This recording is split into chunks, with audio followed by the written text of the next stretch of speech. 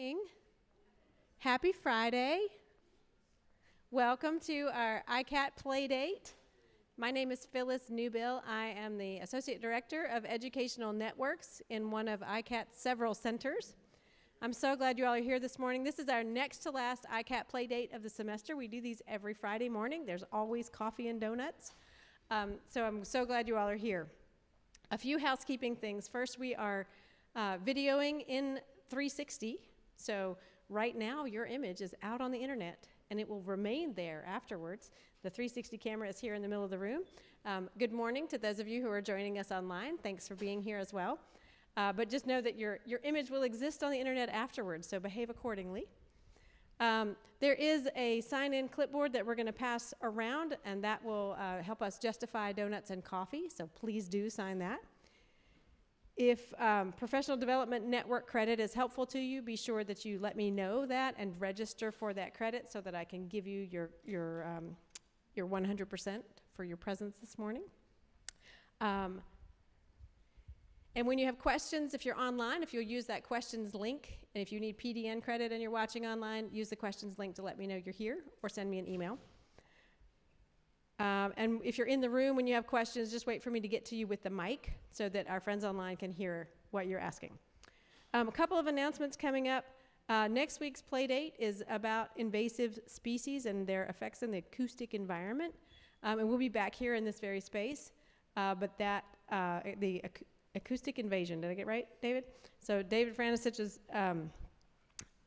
really amazing project about invasive species. We'll be talking about that here next week, and that will also be one of several projects, a lot of projects, featured the following day on ICAT Day. Once a year, we get out all of our great projects and invite the rest of the university to bring theirs as well. And on Monday, May 1st, from 10 to 2, we'll be sharing all kinds of transdisciplinary projects from classes, from faculty members, from grants, all kinds of things, all around the Moss Art Center from 10 to 2. And at 3 o'clock, we'll come back here for a panel discussion with some alumni who have come through ICAT and related programs. So there are also awards, People's Choice, so many possibilities for you to spend your day that day. So come on over. Also, there's a new music technology festival that is associated with ICAT Day. That is May 1st here and May 2nd and 3rd in the Cube. So I hope that you all will enjoy that as well. Now, this morning, we're talking about playing COVID proteins. And this is one of my favorite ways that we can think about crossing disciplines is about listening to big data. I was just chatting about it over here. It's one of the things that I get really excited about with ICAT. So I'm going to stop running my mouth and let Charles and Debbie tell you all about how we are listening to COVID proteins.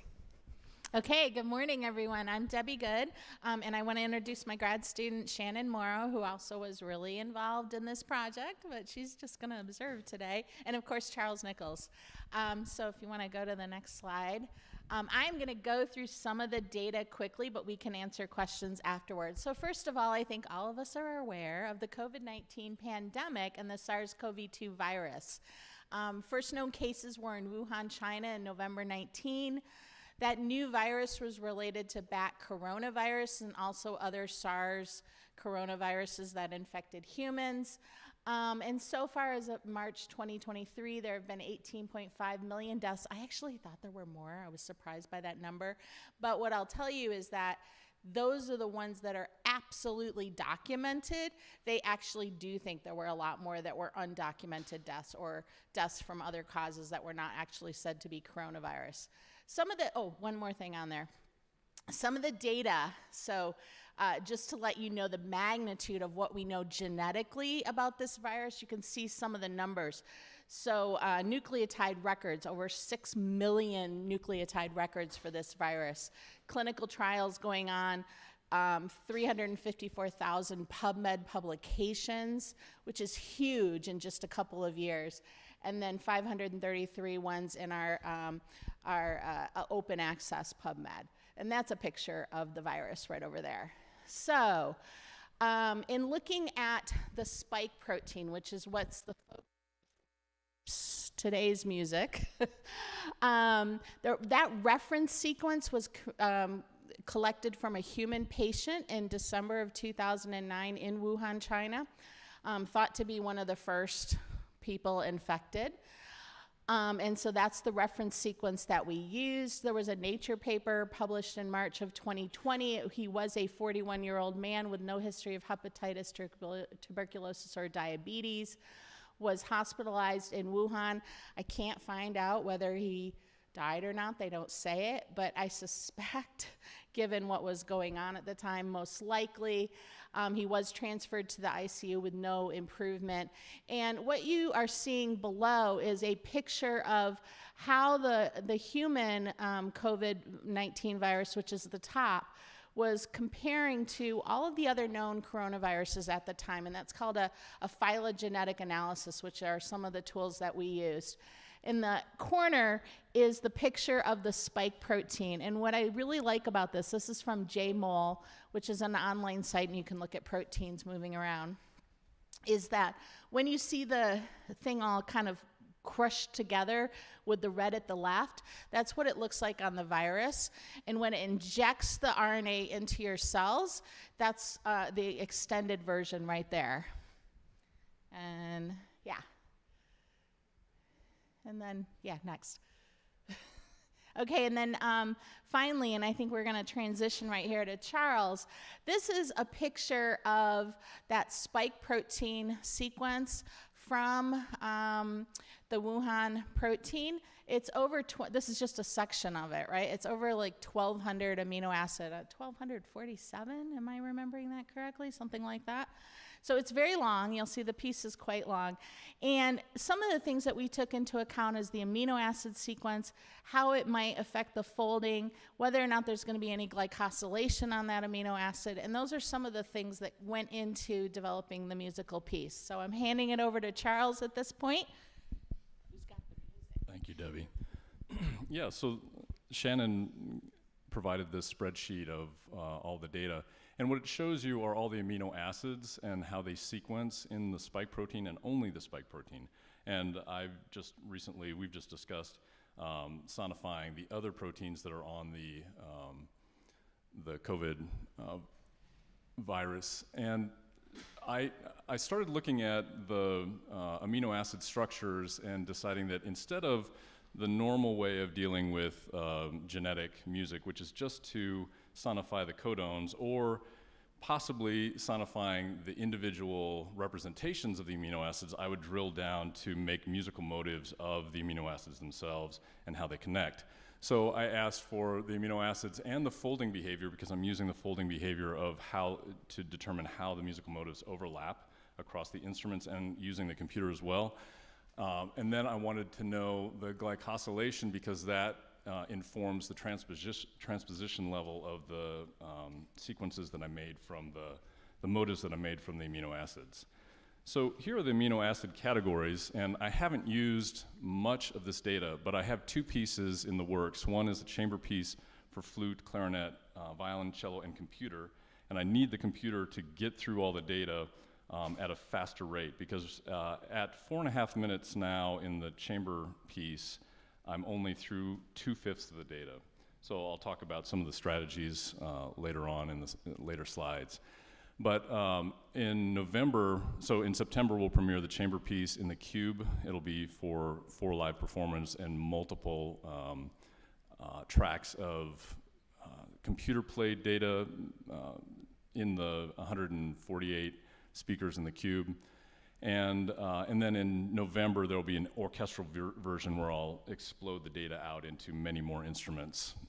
So to start with, I used the first codon, and you can see that there are multiple levels of codons, 3 levels of codons that determine the amino acid. And I'm using just the first level, that first ring, and I'm mapping it to the 4 instruments. So U is for flute, A is for clarinet, C is for cello, and then G is for violin. And that determines the orchestration of the amino acids. These are all the amino acids listed. I'm using each of those models to determine the sonification, which I'll talk about in the next slide. And these are all the other categorizations. So I learned that there's still debate about how these amino acids should be categorized across these other categories. And so I had to research and understand the differences and then just choose which ones seemed most consistent. So these are the categorizations that I'm going to use in the orchestral piece. So I decided to take a musical cryptogram approach to sonifying the amino acids themselves as motives. And let's skip ahead to see what those look like, and then we'll go back. So alanine, for instance, is 3 B naturals followed by a C. Cysteine, you can see the musical motive, aspartate. And this is what I'm saying, is that usually genomic music is only at this level where, well, usually genomic music is only at this level, where you get an A, G, C, U. And you just hear those 4 notes pass through instruments rapidly going through the data. I decided to take a musical cryptogram approach where C is C natural, which is a direct approach. C, the element, is just C. And then Bach used H to represent B natural. So I'm using H, B natural, to represent hydrogen. And then S is sulfur, and Schumann used E flat for S. Ravel used N as G natural to make a musical cryptogram for Haydn, and he was using the French method, which is listed here, where you're just mapping across the 26 letters across the notes of the musical notes. And so I'm using the French method for O, or oxygen, to be A natural. And that's how I came up with the notes for the motives that represent the amino acids. And then I decided to use serialism for duration and articulation based on the periodic table. So the lower the note in the periodic table to the higher the note on the periodic table determines the duration. So H is 1/8 note, C is a quarter note, N is a dotted quarter note. So adding an 1/8 note worth of duration as you go, and then making them longer or more accented as you go. So H, the hydrogen, is staccato, and C is tenuto, which you can see in this graphic here. The B natural for hydrogen is staccato, and the C for carbon is tenuto. So that's how I'm mapping musical data to the amino acids. And I also, to make it more musically interesting and to make it understandable, I worked through this model and the ball and stick model. You can see it's B natural, B natural, B natural, C. And then B natural, B natural, C, B natural, E flat. So I was working across in this direction, and if it split, then I went up to a transposition of a major third, and then down to a transposition of a major third. So you're always dealing in these augmented triads. And so the strategy was to represent all of the data consistently across all the amino acids using this system. Then I used common music programming to hear what this sounded like, to see if it was musically interesting or not. And it turned out to be musically interesting, but it also turned out that if I only did this, the piece would be an hour long of these sequenced amino acids. So I decided to do some folding. So these are the 3 different kinds of folding that happen in the combination of amino acids. You can have sheet, helix, or coil folding. So I applied the 0.25, 0.5, and 0.75 folding as how they overlap. So how many beats do the amino acids overlap? So if it's cysteine, which has a duration of 1.25, has a duration of 5, then the 0.25 overlaps for 1 beat, the 0.5 overlaps for 2.5 beats, so that you have also represented in the music the folding structure of the amino acids as they make the protein. And this is the musical catalog of the amino acids as they're orchestrated in the different instruments. And so finally, I started assembling the piece using those rules of overlap and choosing the amino acids that have been sonified and orchestrated to the different instruments. And I started unfolding that into the acoustic instruments and coming up with strategies to get through the data more quickly while still adhering to the rigor of the data. Because I want to illuminate the structure of the data with music, but I don't want to make purely musical choices. I want to make the data more musical, but I don't want to get away from the structure of the data just to make it more musical. So here you can see that I have the first amino acid in the clarinet, and then in the flute and violin and cello. But because they take so much time, I needed to then overlap, according to the amino acid folding, overlap in computer parts. So I have multiple computer parts that will represent the instruments that will spin around the cube as the acoustic instruments are playing. And then I have sections where I'm going through the structure of the rhythm of the amino acid, but stuck on the note that represents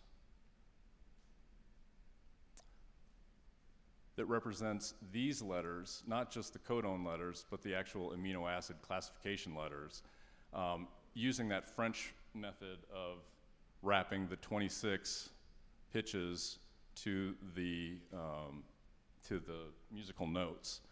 So I have passages where I'm just playing those pitches that represent the amino acid classifications, and then I have periods where there is no rhythm, and the computer and the instruments are just going to hocket those individual letters that represent the amino acids. So there are three different layers of zooming in and out of the data is the way I'm thinking of it. That it's still going to be the spike protein, but you're zooming in and out of the structure. And this is your turn. Okay, so you can see that Charles has really taken the data that we gave him, and I mean, it's amazing what we couldn't have done this separately, I don't think, in any way. So it's definitely been a great collaboration. So I want to just tell you initially what we thought the future work was going to be was to take some of those protein variants and actually show you what's currently in Virginia right now. There are 739 different variants. In other words, SARS-CoV-2 viruses with point mutations. So originally we thought we're going to just take these point mutations and then layer them into the music, but they're not really that interesting musically. And so we're going to stick with the original Wuhan sequence and then go through and look at some of the other proteins. And I'm just giving you below the structure of the membrane protein on the left, the envelope protein next to it, and then two different nucleocapsid proteins that are on the SARS virus, and they'll become different movements of the big compositional piece. And so that's time to play the music.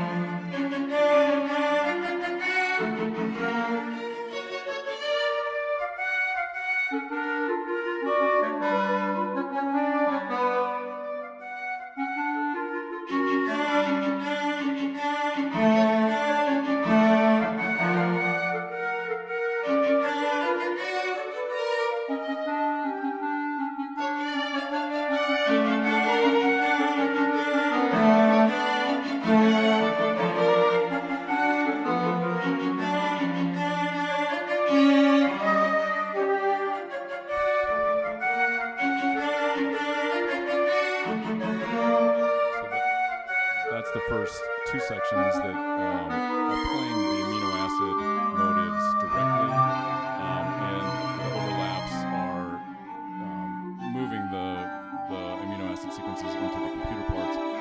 this is a section where the instruments are playing just the large structure with the representation of the pitches while the computer continues playing the amino acid sequences.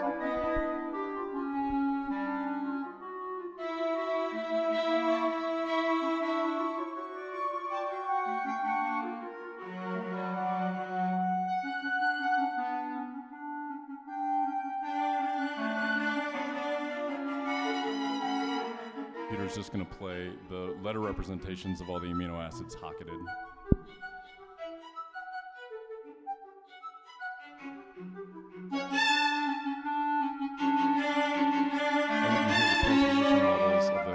As you hear the modulation of the music. And here the instruments are playing the amino acids in their time form, but then the computer are playing them doubled in speed to get through more data more quickly.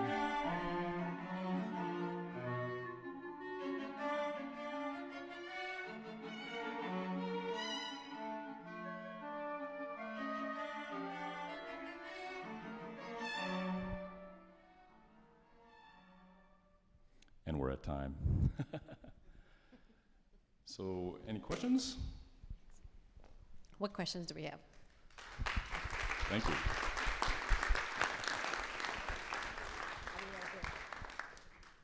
Hi, Charles. Thanks so much. This is really cool. Hey, David. You talked a lot about how you used the science and the genetics to compose the music. Could you talk a little bit about the choices of instrumentation for each of the sequences? Yes, so everything is sonification. So this slide, I decided to take the classification of the 20 amino acids and look at the first codon, and the first codon decides the instrumentation in this particular case. So, and I just decided to make a connection that made sense. So U is for flute, A is for clarinet, and then C could also be for clarinet, but C is for cello, and then G was left over, so that's violin. And it's in some ways an arbitrary selection, but I wanted to represent them. Once you hear it, you can hear that there's a structure to it. But I wanted everything that I'm doing to be somehow related to the data instead of being arbitrarily chosen. And so for the orchestral piece, I'll split out even further, and I have to figure out which of these is going to be strings, winds, brass, percussion. And then I need to decide, well, then if it's the strings, then is this cello, violin, viola, bass, maybe second violin, and then I'm not sure what this outer ring will mean, but the orchestral adaptation will allow me to go out into the further codon classifications and do other mappings. Oh, hi. First of all, excuse my kindergarten level music knowledge here, but it seems to me that the choice of the notes is of ultimate importance in how the piece feels. Yes. And you could have chosen very different notes and gotten a completely different feeling of it. Yes. So I have a little Tchaikovsky, Peter and the Wolf sort of stuff from this. But what I didn't quite understand how you chose the particular notes. Were you, and again, kindergarten level, were you thinking about keys or just concentrating on intervals, or what was? I was being as literal as possible and trying to find a way to be as literal as possible. So I was using if we look at the amino acid structures, this is hydrogen, hydrogen, hydrogen, carbon. And that's represented here too, hydrogen, hydrogen, hydrogen, carbon. And I used this to understand the content of the amino acid, and then I used this to understand the position of those elements. And so this catalog is showing you that this is 3 hydrogens, hydrogen, hydrogen, hydrogen, and 1 carbon, carbon. And the reason I picked those notes is I was using this musical cryptogram tradition throughout history that has already been established in composition, where C is just C. But then what do I do with hydrogen? Well, Bach used H for B natural in his musical cryptograms for his name, so I'll use H as a B natural. And I actually made a mistake in the original version, which some of you might have heard in the original presentation, where I was using B flat, and it sounded completely different. And then I caught it and I was like, oh, okay, it needs to be natural. That changes the feeling of the piece. And then S, Schumann used when he was making a cryptogram for his name, he used to be E flat, because that's S sounds like E flat in German. And then Ravel used N, using this system for G natural, and then using this system again for the oxygen, I made oxygen A natural. So that mapping, I'm justifying that mapping because other composers have used those mappings before for those pitches. I wanted to put something out there because when I gave the talk here for the mid presentations, there was someone who might be here right now said, I think it should sound more ominous. So I just wondered if you were getting at that. Like, should it sound more ominous, or should it be sort of lighthearted and floating around and infecting cells? And I guess that's how I think it feels. Well, and the tempo, That was actually my question. Could you take anything on the back end? Could you make any meaning out of the key, mode, or feeling, or whatever you ended up with? It's very sensitive to the initial choices, of course. But how do you think about making meaning out of what you ended up with? Well, I'm going to be interested to hear what the other proteins sound like, and if they sound substantially different than the spike protein does. That'll be interesting. But also, these other choices that I'm making based on other systems will also change the sound. So it's not just the pitch that's going to change the character of the piece, but it's, do I stick with this periodic table ordering of the durations? Maybe I flip it and I decide that they'll be reversed, so the H will be the longest. But that doesn't really make sense to me given its place in this structure. It seems like hydrogen should be shorter and more percussive, but also the duration of the whole piece. So I sped it up. When I did this, it was at quarter equals 60, and it was a very languid, very relaxed piece, and that was an hour. So I knew I couldn't do that, and so now it's at 140, which seemed like a good compromise. It was fast enough that I could get through the data quickly, but it was slow enough that the players could actually play it comfortably. And also, just speaking to the players, they have a limited number of motives that they have to learn and play. So I don't think it's going to be that difficult for them to execute, given that the computer will be taking up some of the heavy lift. But also, it'll be split up into a meter of 4/4, so everything will be organized in a logical way for them. We've got a question coming in from online. Yep. Megan asks, this is Megan D. Hi, Megan. I'd be curious if you've gotten any feedback from people with visual impairment and if it helps build understanding and engagement. Could you say that again, please? Visual impairment. If you've gotten feedback from people with visual impairment. You are the first ones to hear this. I look forward to hearing what people think in the concert. Wonderful. I'll add to that's actually something we have discussed, and one of the things that Shannon and I are working with, and then we'll pass that over to you, is a survey that will be at the gallery when it opens May 1st, and we're going to try to get some feedback on how this music sounds, essentially. So that probably, I haven't finished the survey yet with everything else going on at the end of the semester, but that's something that I'm really interested in, to see if the data translates to people depending on what their scientific and musical backgrounds are. So. I just came in at the end, and I was super interested. I had an earlier meeting. I'm sorry I couldn't hear the whole thing. I got the sense, though, that this is like a representation of the structure of COVID set to music really, really thoughtfully. Have you considered other ways of representing COVID, like its distribution through time from different parts of the world, through its travel on aircraft, through cities into rural areas, etc.? Not that specifically. The original plan was we were going to make pieces that contrasted the variants. But there's so much data, and the variations are so slight within each mutation that ended up not being an interesting musical project. But it would be interesting to think about other contexts of this data. Geographical. Yeah, I was going to say, so in the original proposal for the ICAT project, we had said that we would actually try to thematically integrate national anthems or something about the country as COVID spread through the world. So you're exactly what we thought. I mean, that still could be done in the larger piece as sort of an undercurrent where you hear like da da da da na na na na na, right? As it goes into, yeah. So yeah, I mean, I think that would also kind of play the COVID piece, but for the chamber music and for just getting the data into music, I mean, Charles is like really focusing on the data into music, and then I think we can start to add some other little flavors. But I do think there's a lot here to explore in a series of pieces, especially as we go through more mutations.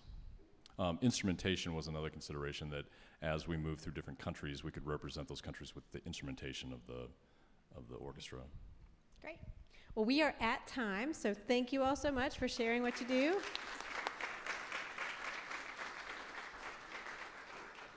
And thank you all for joining us. I hope we'll see you again next week, where we talk about the acoustic invasion, and have a great weekend. Thanks so much.